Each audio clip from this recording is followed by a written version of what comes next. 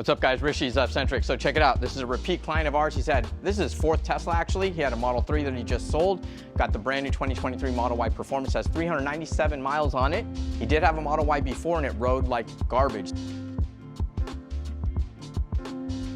First thing he wanted to do was sell the Uber turbines and get something lightweight and a lot more comfortable. So 19.5 Titan TS5s. We went with a slightly oversized Continental DW SO6 Plus. It's a little bit taller. This is a 255/50/19. Check this out. He's got a 3-finger gap right now. This is going to be the first car he's going to upgrade the suspension on. So what we are going to do to this is Tein Endurapro Plus adjustable shocks, H&R Lowering Springs, MPP rear camber arms to fix the alignment, and Eibach Sway Bars to get rid of this weird wobble in the back of the Model Y. We're going to show you guys what it looks like in just a minute. All right, guys, so we're going to show you guys real quickly what we do when we swap the springs out. We're putting the H&R springs on the Tein Endurapro Plus shocks. So one thing that you can do if you're not used to this is put a flat edge against that sway bar tab, and you can mark your upper mount. So that way when you reassemble it, you can get this to line up. Another trick, what the guys here do is this top stud lines up directly above this bottom hole.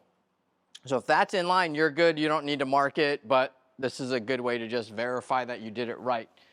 So now we're just gonna take this apart. The top nut's already been removed, so I'll just expand this out.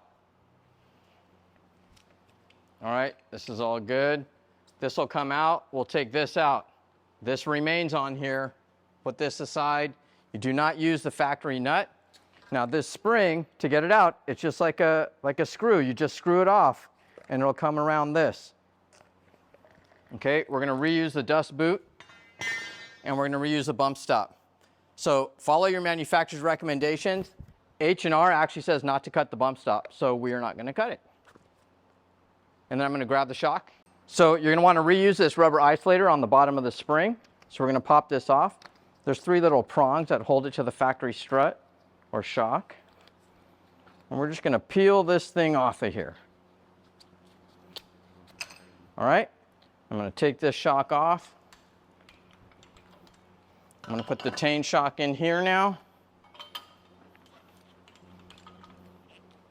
Just for simplicity of demonstration. You're gonna line these little prongs up into the holes all around, and you see this little reference point here. So you wanna make sure all of that is in line.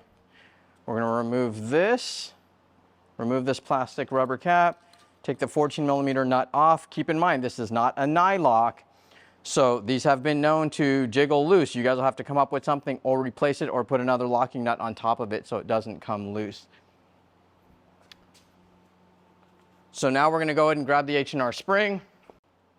We're gonna put the spring on here, and just imagine this factory spring too, it's the same difference. And that's really it. Then you just reassemble it. There's nothing else that you need to do. You're literally gonna take this factory upper mount, put the dust boot in there. Without the bump stop, it will not stay in place. The bump stop acts as a compression fit for this dust boot. This is gonna get lined up in here. This is just gonna get lined up in here. We're gonna compress the spring, put the nut on it. You're gonna follow Tein's instructions for the torque values on both the front and the rear shock. Do not exceed that. You will snap the pin top on the top of this shock. And there you go, fully assembled, ready to go back into the car.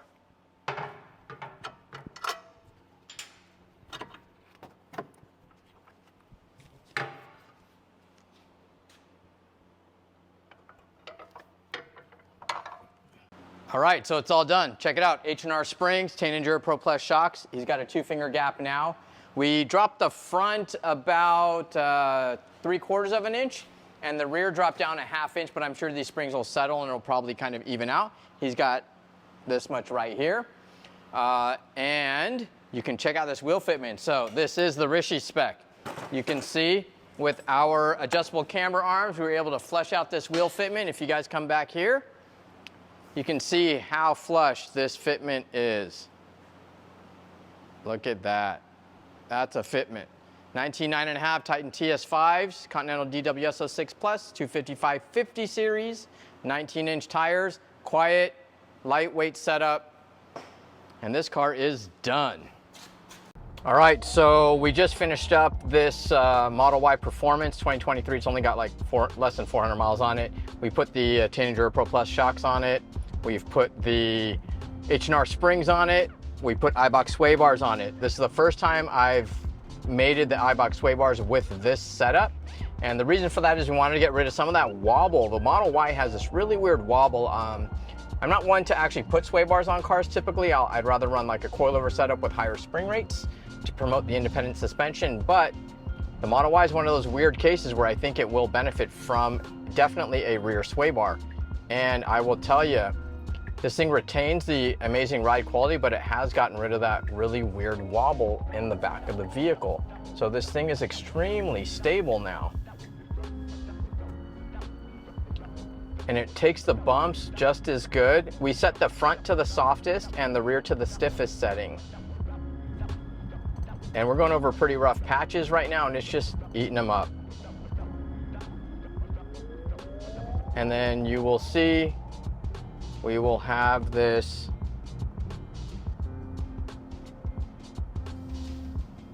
we'll have a right hand. Oh, great, amazing turn in. Really broken asphalt right here. It just eats it all up. Let's see what happens on this driveway. Y'all might recognize this. Oh yeah, it got rid of the wobble. Before it would just rock like crazy, and this time it just did maybe one rock, 1.5 maybe. That was awesome. That was awesome. I think I need to put a sway bar in my car with my Flex Z's. So let's see what happens here. Oh yeah, that was great. I think this is it. I'm gonna put this package up on the website. Check it out. I think this is the winner chicken dinner. Assuming we can just get the Tein shocks. We keep selling out before they can get here. So check it out, description and link below. Don't forget to like, subscribe, and share. And if you haven't seen our Patreon account, patreon.com/ZevCentric. It's $5 a month. It helps support us. We are selling these shirts as well. You can see we got ZevCentric shirts. You got our ZevCentric monogram over here before, you know. And yeah, $30 on the website. We'll put a link to that below too. Thanks for watching, guys.